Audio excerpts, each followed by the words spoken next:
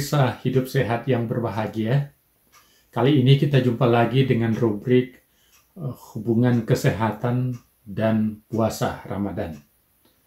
Suatu kebahagiaan karena kita berada di bulan Ramadan dalam konteks waktu atau masa di mana kawan-kawan atau umat muslim seluruh dunia melakukan puasa Ramadan. Dan kali ini ada perbedaan dengan puasa-puasa sebelumnya karena kita berada pada momentum pandemik COVID-19, yaitu fase di mana wabah virus corona SARS-CoV-2.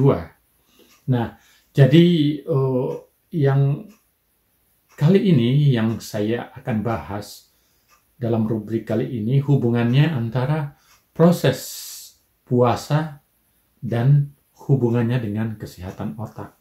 Kita pahami bahwa pada saat orang berpuasa itu masa dan waktunya kurang lebih 30 hari, dan mulai dari sunrise atau matahari terbit sampai dengan terbenam, umat muslim tidak melakukan makan minum.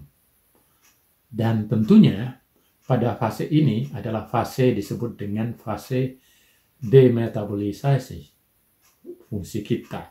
Nah, terkhusus lagi dalam konteks kesehatan otak, kita pahami pada saat orang berpuasa bukan hanya menahan dahaga, menahan lapar, tetapi umat muslim yang berpuasa juga diwajibkan belajar berpikir positif, belajar berbuat yang baik, selalu berusaha untuk fokus, konsentrasi, menjadi orang yang selalu bermanfaat bagi orang banyak, tidak boleh berbohong, dan sebagainya.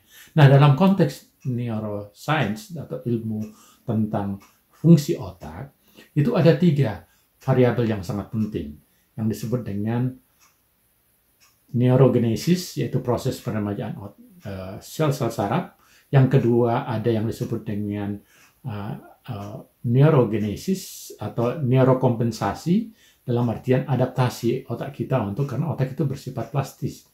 Dan yang ketiga adalah yang disebut neuroplasticity. Nah, ternyata ketiga faktor ini itu mempengaruhi struktur otak. Sehingga orang yang sebelum berpuasa dan kurang lebih sampai 30 hari setelah dia berpuasa, kalau selama sebelum berpuasa dia belajar untuk selalu mengontrol diri, menahan emosi, belajar disiplin, terus fokus, tidak berbohong, semua kelakuan-kelakuan baik akan ini, maka 30 hari kemudian setelah puasa itu berakhir, maka struktur otaknya dalam konteks hubungan plastisi dan sinapsis di otak itu akan mengalami perubahan, menjadi orang yang lebih baik, terkontrol emosinya, dan sebagainya.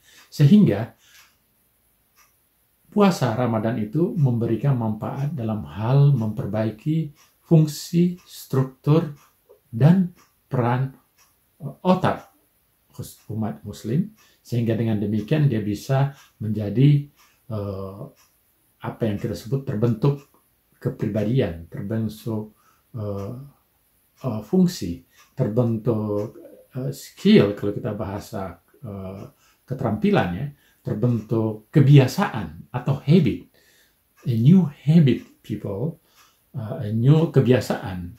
Umat ini setelah Idul Fitri seharusnya menjadi manusia-manusia yang sempurna dalam artian secara fisik, logikanya fokus, otaknya sehat, ditambah dengan tingkah laku dan perbuatannya menjadi kepribadian yang baik atau yang fitrah.